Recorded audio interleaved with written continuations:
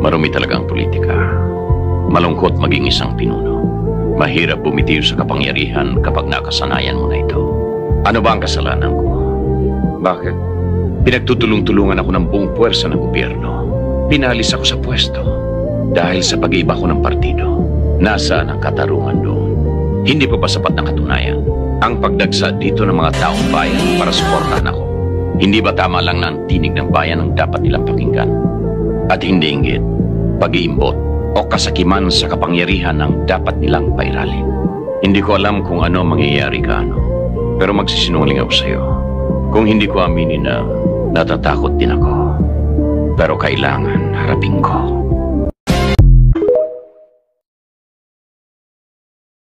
Kababayan, ilang araw na lang, eleksyon na.